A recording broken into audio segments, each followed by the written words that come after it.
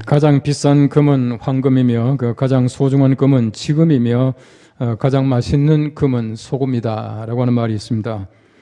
우리가 소금의 가치와 또 소금이 얼마나 중요한가 하는 것은 뭐 말할 필요도 없고 우리 모두가 다 알고 또 매일같이 경험하는 것을 우리가 알고 있습니다.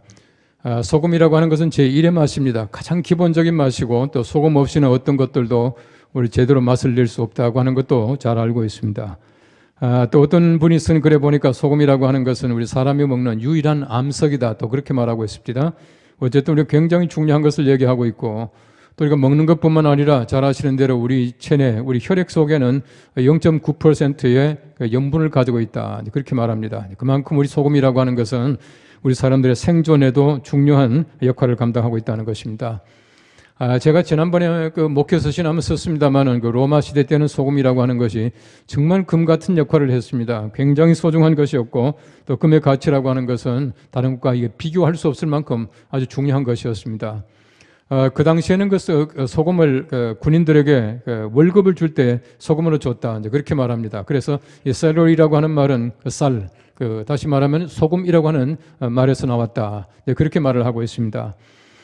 중세의 성주들은 소금을 항상 그들이 전멸했습니다. 다 가지고 있다가 이 소금을 가지고 통제 수단으로 썼다. 그렇게 말하고 있습니다. 그리고 이 소금이라고 하는 것이 그 당시에는 얼마나 중요했던지 소금 그 자체가 부의 상징이었다. 그렇게 말을 하고 있습니다. 우리가 잘 아는 대로 소금은 여러 가지 많은 기능을 가지고 있습니다. 정결과 또 방부와 조미와 또 비료 이런 등등의 역할을 잘 하는 것을 우리가 알 수가 있습니다. 이 소금이 하는 그 기능이라고 하는 것을 다른 것으로 대체할 수 없는 것이 문제입니다. 그래서 소금이라고 하는 것이 더 중요하다라고 하는 것입니다. 다시 말하면 그 소금을 대체할 수 있는 무엇인가가 있다면 괜찮겠지만은 대체할 수 없는 것이 없기 때문에 소금이라고 하는 것이 중요하다. 그렇게 말하고 있는 것입니다. 우리 성경 말씀 보시면 참 우리가 이해하기 힘든 그런 용어들이 많이 있습니다만은 소금 언약이라고 하는 말이 나옵니다. 역대하 13장 5절 말씀 보면 이렇게 말합니다. 이스라엘 하나님 여호와께서 소금 언약으로 이스라엘 나라를 영원히 다윗과 그의 자손에게 주신 것을 너희가 알 것 아니냐. 민수기 18장 19절과 더불어서 이 소금 언약이라고 하는 말이 나오는데 이 소금 언약이라고 하는 것은 하나님과 우리 사이에 불변하는 영원한 변치 않은 그 언약을 얘기하고 있다. 그렇게 말하고 있는 것입니다. 하나님께서 우리 사람들에게 언약을 맺으시는데 소금 언약이다. 변치 않고 정말 맛이 있고 영원한 언약을 맺으신다라고 하는 것을 말씀해 주고 있는 것입니다. 우리 성경 말씀에 보시면 소금의 여러 가지 많은 용도를 얘기하는데 우리가 해석할 때는 잘 모를 것이 있습니다. 성경 보시면 하나님께서 어떤 땅을 정복하고 난 다음에는 소금을 뿌리라 그렇게 말을 하고 있어요. 깨끗하게 한다라고 하는 의미를 가지고 있겠죠. 또 거기에다가 하나님께서 소제물에 소금을 치라 그렇게 말하고 있습니다. 하나님께 드리는 소제물에 다시 말하면 제사용에게 이제 소금을 침으로 말미암아 깨끗하게 된 제물을 하나님께 드리라 그렇게 말을 하고 있습니다. 또 음식의 맛을 낼 때 소금을 친 건 물론입니다. 그리고는 성경 보시면 아기들이 탄생하게 되면 아기들에게 이 소금으로 씻는 그런 장면이 나와요. 그래서 깨끗하게 하는 바로 그런 역할을 성경 말씀이 가르치고 있는 것입니다. 어쨌든 우리가 성경 말씀을 통해 볼 때에 이 소금이라고 하는 것은 하나님께서 사람에게 주신 정결하게 하는 영원한 불변하는 의미를 가지고 있는 것이 소금이다라고 하는 것을 잘 알고 있습니다. 레위기 2장 13절 말씀에는 말합니다. 내 모든 소제물에 소금을 치라. 내 하나님의 언약의 소금을 내 소재에 빼지 못할지니 내 모든 예물에 소금을 드릴지니라 라고 말하고 있습니다. 모든 소제물에 소금을 치라. 하나님께서 받으시는 제물에게는 반드시 소금을 치라 라고 말씀하고 있는 것입니다. 최근에 우리의 말들이 상당히 많이 이제 소위 말하는 그 언어, 변천하는 것을 보면 참 재미있게 변할 때가 많이 있습니다. 전에 같으면 맛이 같다 하면은 이게 음식이 상했다는 얘기인데 요즘에는 아무데나 맛이 같다 그럽니다. 또 사람이 이상하면은 저 사람 맛이 같다 그렇게 말을 해요. 또 이제 어떤 분들은 말하기를 이렇게 핸드폰 있게 하다 잘 안 되니까 폰이 맛이 같다 그렇게 말하더라고요. 폰이 뭐 맛이 있겠습니까만은 또 거기에다가 날씨가 또 맛이 같다 또 그렇게 말하대요. 날씨도 맛이 같대요. 이 맛이 같다라고 하는 얘기는 무엇인가 이상이 생겼다. 원래 가지고 있는 본질이 아니다라고 하는 뜻으로서 맛이 같다라고 말합니다. 만일에 그렇다면은 맛이 무엇이겠습니까? 맛이라고 하는 것은 그 기능을 가지고 있는 것의 본질을 얘기하고 있다는 거예요. 여러분, 사람이 사람의 본질을 가지고 있으면 맛이 같다는 말을 하지 않거든요. 핸드폰이 잘 되면 맛이 같다는 말을 하지 않습니다. 맛이 같다라고 하는 것은 바로 본질을 지금 감당하지 못하고 있다. 맛이라고 하는 것은 본질을 얘기하고 있는 것입니다. 여러분, 적어도 우리가 세상에 나가서 그리스도인들이 그리스도인의 맛을 잃지 말아야 된다고 생각되어져요. 우리가 많은 사람들에게 그리스도인인데 우리가 맛이 가면 안 된다는 얘기입니다. 맛이 간 그리스도인들은 사실은 그리스도인이 아니에요. 바꿔 말하면 우리가 맛이 가면 이미 소금이 아닙니다. 예수님께서 말씀하신 대로 소금이 그 맛을 잃어버리게 되면은 아무 쓸모가 없는 것입니다. 그래서 우리가 그리스도인의 맛을 잃지 말아야 합니다. 맛이 가면 안 된다라고 하는 것을 꼭 기억해야 합니다. 마스다 문해야키라고 하는 사람이 쓴 취향을 설계하는 것 치타야라고 하는 책이 있습니다. 이 책에 보시면은 참 재미있는 글들이 많이 나옵니다. 이런 글들이 나와요. 사람은 그 사람의 한마디로 그 사람의 삶의 본질을 꿰뚫고 그 사람과 사귈지를 정한다. 실언이라고 하는 것은 존재하지 않는다. 말은 몸의 문이다. 말에 헛됨이 없고 말에 힘이 있는 사람은 분명 그런 사람의 방식을 갖고 있다. 잘 기억하시기 바랍니다. 우리가 한마디 말을 가지고 그 사람이 정말 사귈지 안 사귈지를 정한다는 거예요. 우리의 말은 실언이라고 하는 게 없답니다. 그 사람의 말은 모든 것이 전부 다가 그 속에 없는 말을 하지 않는다는 얘기입니다. 어떤 면에서 볼 때 우리가 말을 정말 맛깔나게 하는 것, 오늘 성경 말씀에 일러주신 대로 말의 소금으로 맛을 내는 것이 얼마나 중요한가. 바로 그것은 내 품격이에요. 내가 다른 사람들에게 좋지 못한 말을 내뱉으면 그 사람이 손해보는 것이 아니라 내 품격에 손상이 있게 되는 것이에요. 내가 그리스도인답지 못하는 겁니다. 그러면 우리가 항상 말에 맛을 내야 된다라고 하는 것입니다. 잘 아시는 대로 말에도 맛이 있습니다. 달콤한 말도 있고 쓴 말도 있어요. 우리가 상대방에게 정말 달콤한 말을 전해줌으로 말미암아 그 사람이 달게 살 수 있게 할 수도 있고 그 사람에게 쓴 말을 던짐으로 말미암아 그 사람이 쓰게 살 수가 있습니다. 항상 우리의 말이 하나님의 거룩한 은혜 가운데서 잘 정제되어서 말에 맛이 나는 말을 할 수 있는 우리가 될 수 있기를 간절히 바랍니다. 오늘 성경 말씀 첫째는 말합니다. 말은 항상 은혜롭게 해야 맛이 납니다 라고 말합니다. 오늘 골로새서 4장 6절 상반절에는 말합니다. 너희 말을 항상 은혜 가운데서 소금으로 맛을 냄과 같이 하라. 그렇게 말을 하고 있어요. 우리의 말이 항상 소금으로 맛을 냄과 같이 하라. 그렇게 말하고 있습니다. 언제 그렇게 됩니까? 은혜 가운데서라고 말하고 있어요. 은혜 가운데서라고 하는 말은 은혜롭게라고 하는 말입니다. 다시 말하면 우리가 항상 용어를 선택하게 될 때에 은혜롭게 해야 된다라고 하는 것을 얘기하고 있어요. 항상 우리 모든 말 가운데서 하나님의 은혜가 풍성해야 합니다. 하나님을 찬양하는 말이 되어야 되고 다른 사람에게도 하나님을 전달할 수 있는 은혜로운 말이 되어야 그것이야말로 맛깔스러운 말, 맛있는 말이 될 수 있다. 그렇게 말하고 있는 것입니다. 이 소금으로 맛을 낸다라고 하는 것은 부패하고 더러운 말이 있다라고 하는 뜻입니다. 깨끗하지 못한 말이 있다는 것입니다. 이런 말을 하지 않도록 조심하라. 그렇게 말하고 있는 것입니다. 이 성경에 보시면은 말에 대한 경고가 참 많이 나옵니다.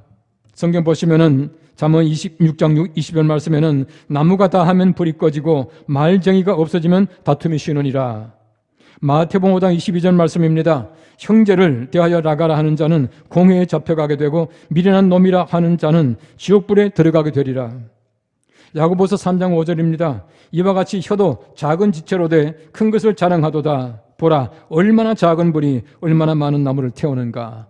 이 성경 말씀 보시면 굉장히 많이 나와요. 이런 말을 맛깔스럽게 한다라고 하는 얘기는 목소리 좋다는 얘기가 아닙니다. 목소리 나빠도 괜찮아요. 항상 우리가 정제된 말, 정말 거룩한 말을 던질 때에 하나님이 기뻐하시는 말 조심의 경고에 순응하는 사람이 될 수가 있다라고 하는 것입니다. 성경 말씀 보시면은 이 보디발이라는 사람이 등장합니다. 여러분 이 사람을 보십시오. 여러분 예를 들어 가지고 자기가 뜻을 성취하지 못할 때는 다른 사람들에게 거짓 증거를 세웁니다. 여러분 요셉이라고 하는 사람을 꼬였다가 안 되니까 결국 요셉이 자기를 참 이게 욕보려고 했다 해가지고 요셉을 옥에다 이제 갇히게 만들어요. 여러분 여기 얼마나 힘들었겠습니까? 참 힘들었지만은 그 사람은 그런 생각하지 않아요. 이게 어떤 뜻인지 아십니까? 요즘 말로 하면은 권력형 갑질이에요. 요즘만 있는 것이 아닙니다. 그 당시에도 얼마든지 그런 것들이 많이 있었습니다. 시대마다 있었고 지금도 그런 것이 존재하고 있다라고 하는 것이에요. 성경 말씀을 잘 보십시오. 가장 악한 왕이라고 말한다면 아합 왕을 들 겁니다. 여러분 그의 부인 그 이세벨을 보십시오. 얼마나 악한 사람이었습니까? 그 많은 재산을 가지고 있고 왕이었지만은 나봇이라고 하는 사람이 가지고 있는 조그마한 정말 손바닥만한 그 포도밭이 탐이 나서 거짓 증언을 세우지 않습니까? 이 거짓말을 시켜가지고 나봇이 가지고 있는 그 포도밭을 빼앗아요. 얼마나 악한 사람입니까? 정말 문자 그대로 벼룩이 간을 내먹는 권력형 갑질이에요. 이런 것들이 얼마나 많은지 모릅니다.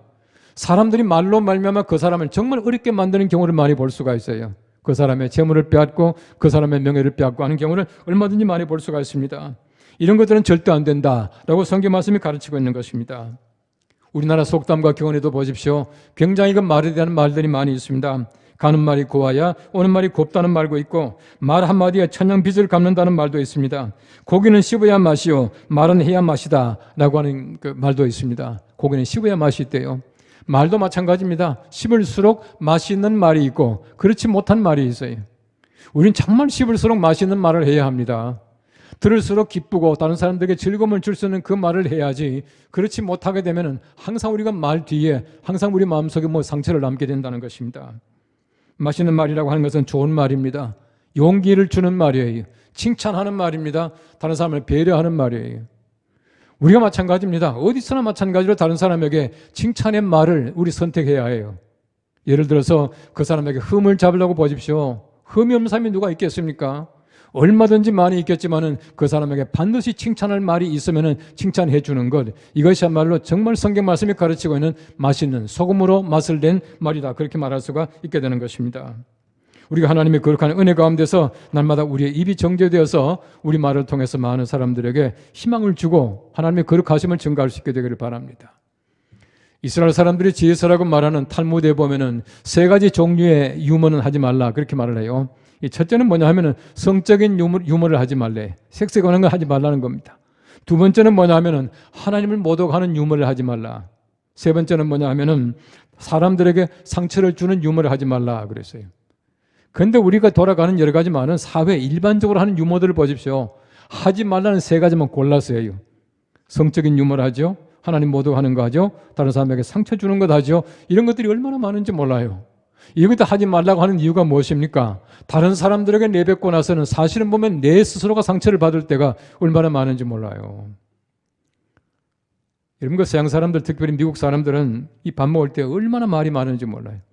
우리 한국 사람들은 밥 먹을 때 말을 안 하잖아요. 제가 어릴 때만 하더라도 밥 먹을 때 말하면 야단 맞았거든요. 우리 할머니가 막 야단 쳤어요. 빨리 먹고 나가서 얘기하라 그랬어요. 식탁에 앉아서 밥을 먹지 않는데 식탁에 앉아서 말하려니까 얼마나 힘든지 몰라요.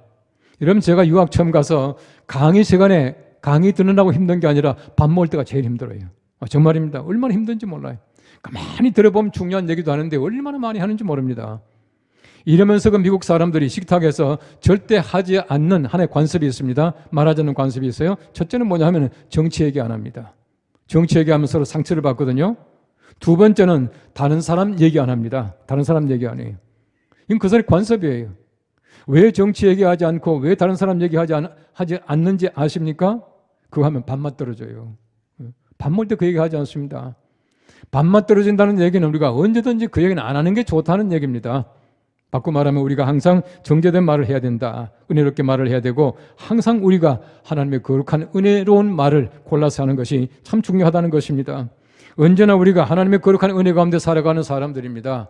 우리가 정말 소금으로 맛을 내는 귀한 말을 통해서 우리가 다른 사람들에게 희망 주고 사랑 베풀고 용기를 주고 내 스스로가 말을 뱉고 나서도 정말 기뻐할 수 있는 그 말이 우리의 말 되기를 바랍니다. 오늘 성경 두 번째로 보십시오. 맛을 낸 말은 상대에게 좋은 대답을 줍니다 라고 말하고 있습니다. 오늘 골로새서 4장 6절 하반절에는 말합니다. 그리하면 각 사람에게 마땅히 대답할 것을 알리라 라고 말하고 있어요.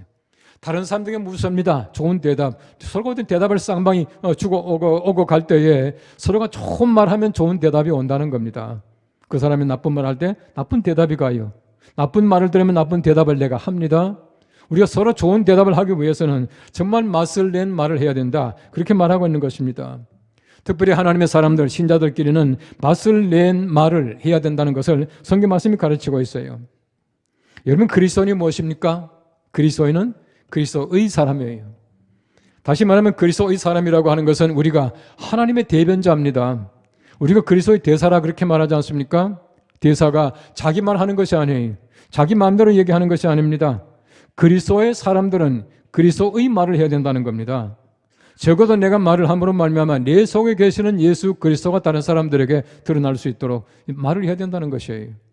그렇지 못하고 내가 그리스도답지 못하게 말을 하게 되면 우린 그리스도인이 아니에요. 적어도 그리스도인들은 그리스도의 말을 우리가 해야 된다라고 하는 것을 얘기해 주고 있습니다. 베드로전서 3장 15절 말씀 말합니다. 너희 마음에 그리스도를 주로 삼아 거룩하게 하고 너희 속에 있는 소망에 관한 이유를 묻는 자에게는 대답할 것을 항상 준비하되 온유와 두려움으로 하고 라고 말하고 있습니다. 온유와 두려움으로 하고, 항상 우리가 온유한 마음을 가지고 있고 두려운 마음을 가지고 있어야 은혜로운 말을 할 수 있다, 그렇게 말을 하고 있어요. 온유가 뭔지 아시죠? 온유한 마음을 가지고 있을 때 내가 올바르게 대답하고 올바르게 내가 말을 할 수가 있어요. 두려움이 무엇입니까? 여기서 말하고 있는 두려움이라고 하는 것은 하나님에 대한 두려움이에요. 하나님을 경외하는 마음입니다. 우리가 하나님을 경외하는 마음을 가지고 있어야 올바른 대화, 올바른 대답을 할 수 있다고 하는 것이에요. 우리가 적어도 우리가 하나님께서 보실 때에 야, 정말 말 잘했다, 정말 멋지겠다 라고 할 수 있는 그 말을 해야 된다는 겁니다. 우리가 하나님 두려움 없이 말하게 되면 항상 우리가 손해봅니다. 하나님께로부터 내가 심판을 받게 되는 거예요. 내가 다른 사람으로부터 힐난받게 되는 것입니다. 여러분 잘 보십시오. 우리가 말을 할 때마다 하나님 두려워하면서 합니까? 하나님은 없는 듯이 말할 때 얼마나 많은지 몰라요. 항상 우리가 어떤 말을 하든지 정말 내가 하나님 앞에서 말하는 것처럼 다른 사람들에게 말을 할 수 있어야 돼요. 이것이 곧 성경 말씀이 가르치고 있는 두려움이다 라고 하는 것을 얘기하고 있는 것입니다. 대답이라고 하는 것은 질문에 대해서 올바르게 그 사람의 질문에 올바르게 하는 것이 올바른 대답이에요. 여러분 성경 말씀 보시면 죄를 지은 다음부터 하는 사람들은 올바른 대답을 하지 못해요. 누구나 마찬가지입니다. 죄를 짓게 되면 올바른 대답을 할 수가 없다는 거예요. 아담이 보십시오. 죄를 지었습니다. 하나님께서 물어보셔요. 아담아 어디 있느냐? 하나님께서 아담을 못 찾겠습니까? 아담이 말합니다. 내가 벌거벗었으므로 피하여 숨어 있습니다. 얼마나 엉뚱한 대답입니까? 하나님이 원하시는 대답을 하지 못합니다. 왜요? 죄를 지었기 때문에 그래요. 가인에게 묻습니다. 가인아 내 아우 아벨이 어디 있느냐? 그때 가인이 말합니다. 내가 내 아우를 지키는 자니까 얼마나 하나님 앞에서 독설을 품습니까? 왜 그렇습니까? 죄를 지어서 그렇다는 얘기입니다. 하갈을 보십시오. 하갈이 멀리 도망가고 있습니다. 하나님께서 물어보셔요. 하갈아 내가 어디서 와서 어디로 가느냐?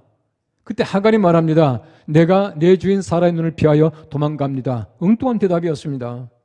다시 말하면 우리가 죄를 지은다면 하나님 앞에서 올바른 대답을 할 수가 없어요. 이것이야말로 진정한 하나님의 사람들이 할 것이 무엇인가를 가르쳐주고 있는 것입니다. 우리 흔히 말하기를 우문현답 그러잖아요. 우문현답이 무엇입니까? 어리석은 질문에 대해서 지혜로운 대답을 한다는 얘기입니다. 여러분 사람들이 죄를 지은다면 현문우답하는 사람들이 얼마나 많은지 몰라요. 여러분 적어도 현답이라고 하는 것은 현심에서 나옵니다. 우리가 지혜로운 마음이 있어야 우리 지혜로운 대답을 할 수 있다고 하는 것을 우리가 너무나 잘 알고 있습니다. 예수님 보십시오. 예수님 재판을 받으실 때 여러분 빌라도가 예수님께 물어봅니다. 내가 유대인의 왕이냐? 예수님께서 뭐라 그러십니까? 내가 말하였도다. 그렇게 말합니다. 이건 성경 보세요. You said 두 단어입니다. 길게 대답하지 않았습니다. 여러분 대제사장들이 물어봅니다. 내가 유대인의 왕이냐? 내가 정말 성전을 헐고 사흘 만에 짓겠느냐? 많은 질문 던졌지만 예수님께서는 아무 대답도 아니하시니라. 왜요? 질문이 가짜이기 때문에 예수님께서 대답 안 하셨다. 그렇게 말하고 있는 것입니다. 올바른 질문에 올바른 대답하는 것이야말로 올바른 인간관계라고 하는 것이에요. 우리가 항상 우리 마음속에 많은 말을 품고 있어야 해요. 올바른 대답을 품고 있어야 합니다. 여러분 예수님께서 말씀하신 혼인잔치의 비유를 보십시오. 많은 사람을 초청했습니다. 오지 않았죠. 주인이 말합니다. 내 거리 가서 모든 사람을 데리고 오라. 사람을 데리고 왔습니다. 다 데리고 왔는데 한 사람이 예복을 갖추어 입지 않고 왔다. 그렇게 말합니다. 옷을 제대로 입고 오지 않았어요. 주인이 말합니다. 너는 왜 옷을 제대로 갖추어 입지 않고 하느냐? 성경 말씀 보십시오. 그 사람이 아무 말도 대답하지 못했다. 그렇게 말하고 있습니다. 옛날 성경 보십시오. 유구무원이거늘 그렇게 말하고 있어요. 입이 있지만 말을 못했다는 얘기입니다.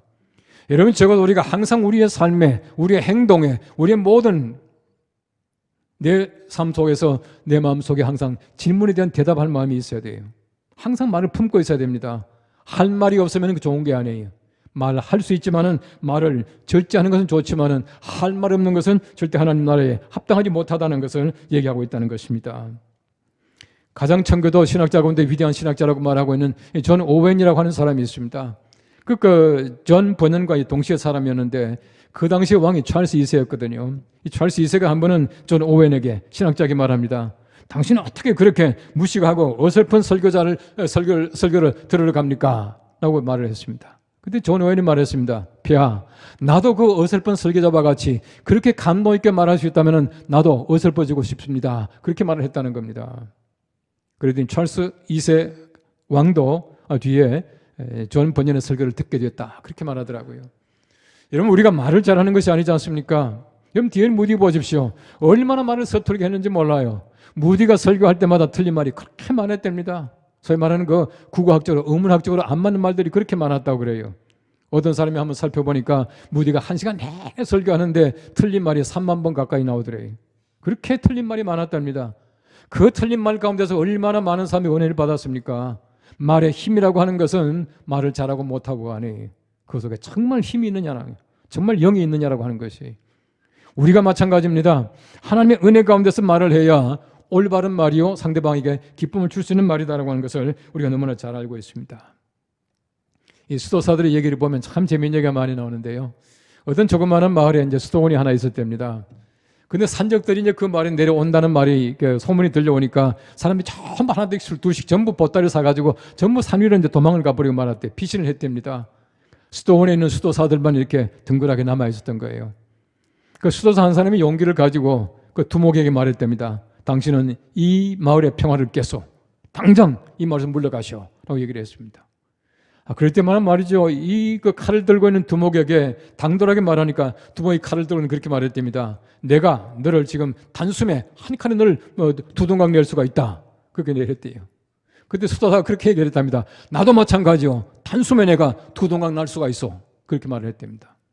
그렇지만 그 다음날에 이 두목이 자기 모든 그 산적들을 다 모아가지고 마을에서 떠나갔다. 그렇게 말하더라고요. 용기 있는 말입니다. 정말 마음속에 신념이 있을 때는 얼마나 용기가 생길 수가 있어요. 적어도 우리 그리스도인들의 말이라고 하는 것은 세상에 칼을 내려놓게 만들어야 합니다. 적어도 우리 그리스도인들의 용기 있는 말이라고 하는 것은 세상에 총을 내려놓을 수 있게 만들어야 됩니다. 우리 예수 믿는 사람들의 말 한마디가 정말 핵무기를 내려놓을 수 있게 만들어 나가야 해요. 그렇게 해야 정말 우리가 하나님의 사람이다 라고 말할 수가 있게 될 겁니다. 어떤 정신병자가 이 바나나를 이 소금에 찍어 먹더래요. 그래서 의사가 어떻게 바나나를 소금에 찍어 먹냐 그렇게 말을 했더니만은 그 정신병자가 그렇게 말하더랍니다. 미쳤냐? 네가 소금 그냥 먹게? 그렇게 말하더라는 거예요. 예. 소금 칠 때가 있고 또 너무 많아도 독이 되고 너무 적어도 안 돼요. 맛나게 만들어야 됩니다. 우리 소금의 양이라고 하는 것은 여러분들의 입맛에 따라 조금 다를 수가 있지만은 모든 사람들에게 맛을 낼 수 있는 그 맛은 우리가 다 알아요. 공통점을 다 가지고 있습니다. 우리의 말이 어떻게 하면 소금으로 맛을 낼 수 있겠는가? 우리 스스로가 알고 있습니다. 우리가 아무쪼록 하나님의 은혜 가운데 살아가는 사람들인데 우리의 말에 소금을 쳐서 맛을 내는 말을 할 수 있게 되기를 바랍니다. 모든 것이 소금이 필요해요. 제가는 동물의 세계를 열심히 보는 편인데 보니까 이제 그 겨울 잠자기 전에 곰이요. 어떤 바위에 가더니만 막 이게 바위를 긁더라고요. 왜 긁냐 했더니만 그 내레이터가 말합니다. 그 해설하는 사람이 그렇게 말합니다. 겨울 잠을 자기 전에 염분을 비축하기 위해서 지금 염분 있는 그 돌을 갉아먹는 거예요. 그러니 잠을 잔답니다. 다시 말하면 잠자도 소금은 필요하다는 얘기예요. 아무것도 하지 않은 것 같지만 신진대사가 계속 일어나고 있습니다. 소금이 필요하다는 얘기예요. 연해주라 그러죠. 이 근동 지방의 그 블라디보스톡 쪽에. 근데 그쪽으로는 보면은 그 시베리아의 그 노릇떼들이 때가 되면은 다 밀려와요. 왜 밀려오는가? 그 해설하는 거 보니까 그 많은 노릇떼들이 와서 이제 소위 말하는 그 바닷물을 마시는 거예요. 이 바닷물을 왜 마시겠습니까? 바로 그 노루가 사는 그 지역에는 염분이 없답니다. 염분이 없기 때문에 와서 소금물을 마시고 간다는 겁니다. 때가 되면 소금물 물을 마시러 오는데 사람들은 그때가 노루 사냥하는 때라 그렇게 말하더라고요. 여러분 노루는 지금 소금이 필요해서 바닷물 마시러 오는데 그거 잡아먹으면 되겠어요? 우리 사람이 얼마나 참 뭐한지 모르겠어요. 어쨌든 보십시오. 모든 것에 소금이 필요합니다. 우리의 삶에도 소금이 필요해요. 우리 말에도 소금이 필요하고요. 우리가 음식만 소금이 필요한 것이 아니라 우리 말에도 소금이 필요하다. 소금으로 맛을 낸 말을 하라. 그렇게 말하고 있습니다. 모쪼록 우리의 말들이 정말 소금으로 맛을 낸 맛깔스러운 말이 되어서 다른 사람들에게 달콤한 말, 다른 사람들에게 용기를 주는 말, 다른 사람 배려하는 말, 공동체를 아름답게 하는 말이 우리 입에서부터 많이 나와서 우리의 말이 그리스도의 말이 되고 하나님이 기뻐하시는 귀한 말들이 될 수 있기를 간절히 바랍니다. 기도하겠습니다. 하나님 감사합니다. 저희가 말을 하고 삽니다. 우리가 소통이 잘 되기를 바라고 항상 우리의 말에 소금으로 맛을 내어서 항상 용기 있는 말, 다른 사람들에게 힘을 주고 다른 사람을 사랑하고 다른 사람을 배려하고 공동체를 아름답게 할 수 있는 귀한 말들이 우리 입에서부터 나와서 우리가 그리스도의 사람인 것을 많은 사람들이 인정할 수 있는 우리의 말이 될 수 있게 도와주시옵소서. 예수님의 이름으로 기도합나이다. 아멘.